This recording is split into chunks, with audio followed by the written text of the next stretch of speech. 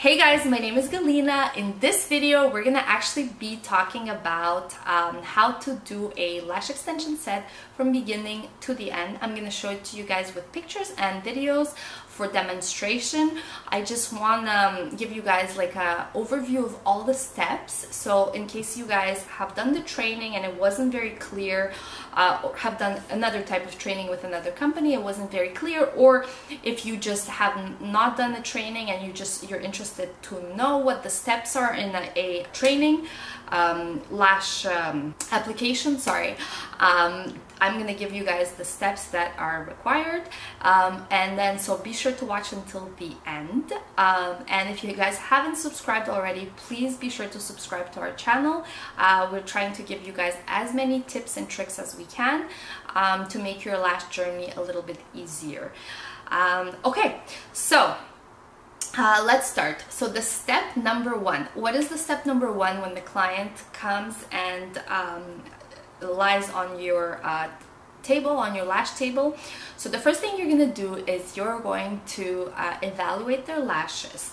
This is one of the most important steps because you want to ensure that you're assessing the client's lashes properly.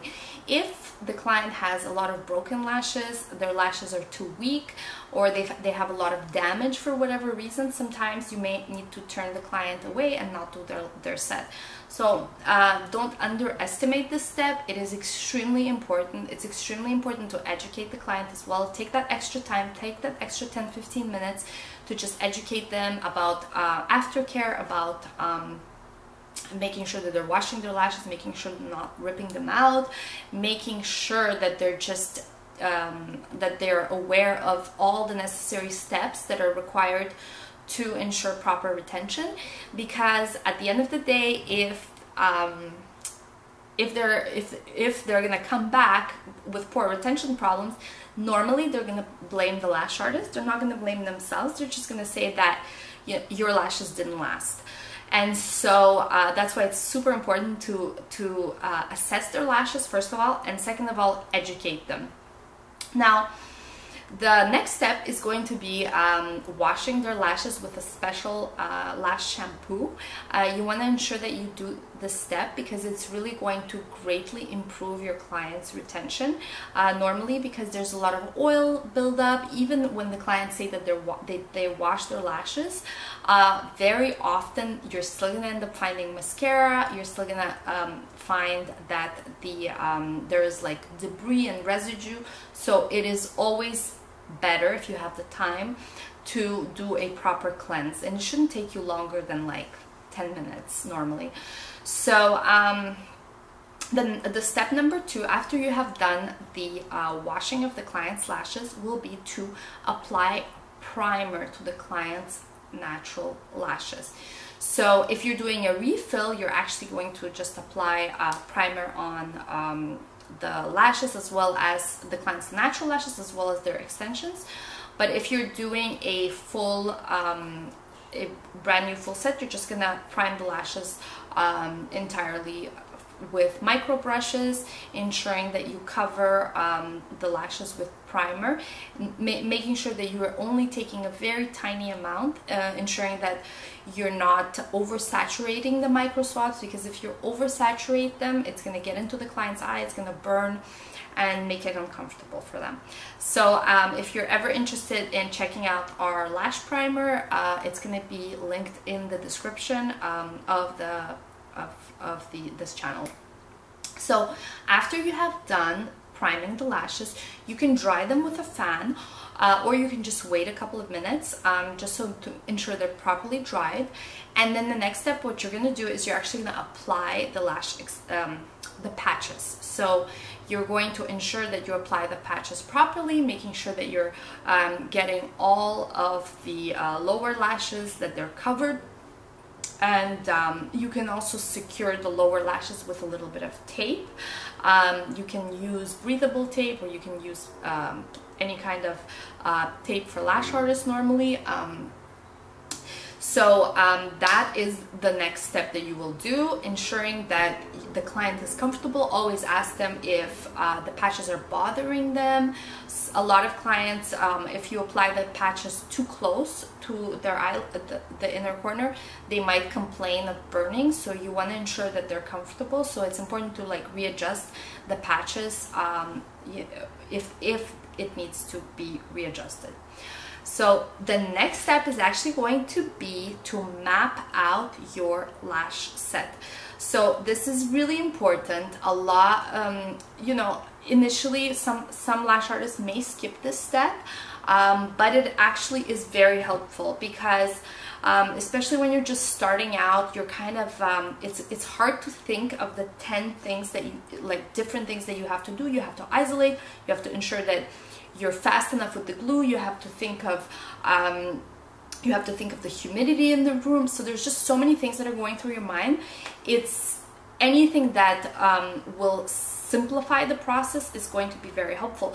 So if you have the numbers written down on the patches, this will really help because you're gonna remember, okay, this is 7C I need to put in the inner corners, and then in the middle I have 10C or 10D. So it's just gonna help you out tremendously.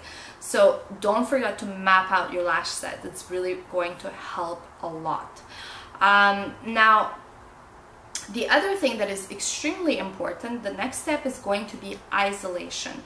So you can isolate very, like, this is one of the steps that a lot of lash artists have trouble with in the beginning, because it is definitely very difficult to work, especially if you're like not used to working with that hand. Like let's say you're left-handed and you have to work with your right hand, or vice versa. It can get a little bit tricky.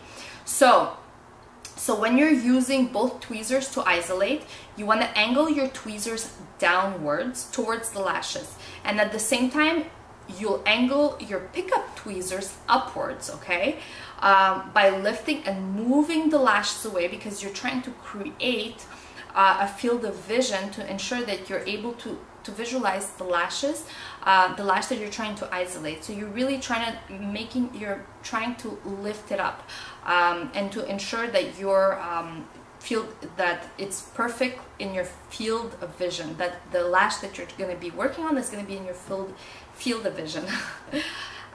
Okay, so then the next step is going to be to dip the lash extension in the glue. So while you're holding the extension from its tapered end, dip the extension into the adhesive. You have to make sure that you have the perfect balance between too much and not enough adhesive. If you have too much, you can create stickies, which is going to be very uncomfortable for the client, and it's just going to ensure that you get stickies. And then the other end of the spectrum is if you're not putting enough adhesive, that is going to cause retention problems, because the client's lashes are actually going to fall out.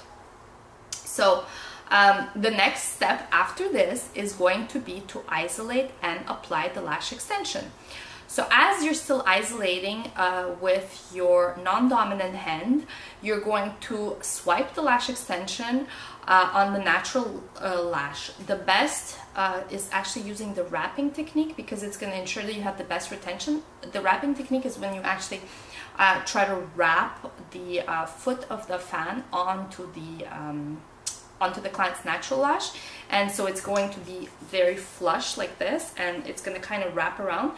So the retention should technically be stronger if done correctly. So, and it's also important to ensure that there's no gaps when you're applying the extension on the natural lash, because and that the adhesive has spreaded smoothly, because that once again is going to help with retention as well.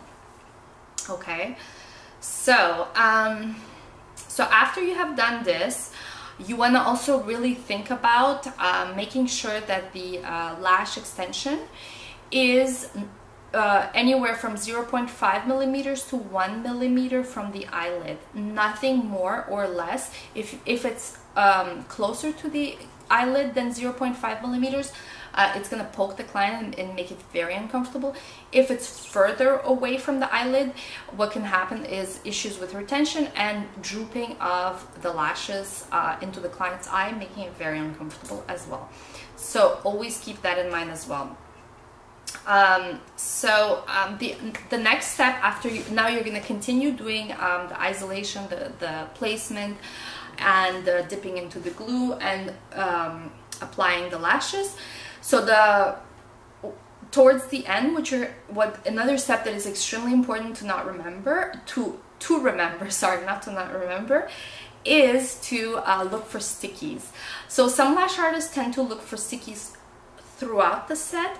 I find that if you do that, it wastes a lot of time. So I think one of the techniques that is really good is actually doing it towards the end, because then you're just doing it once, and even if it takes you, let's say, 5 to 7 minutes, it's fine. Basically you just want to make sure you look for stickies and remove them using the banana peel technique. Once this is done, what you're gonna do is you're gonna dry the lashes with the lash fan, okay, and you're gonna dry them for about 2 minutes, and then what we like to do is apply the super bonder. It's just applied to the adhesive, like where the glue is on the natural lash. You're just gonna apply the super bonder to those spots, and then what you're gonna do is dry again with the lash fan, ensuring that everything is dried for about 5 minutes. So the super bonder is actually going to cure the adhesive. It's going to cure it faster, and it eliminates the need to use a nano mister. So you actually don't need to use a nano mister when you use a super bonder, which is great. So this is actually going to be the end of the set.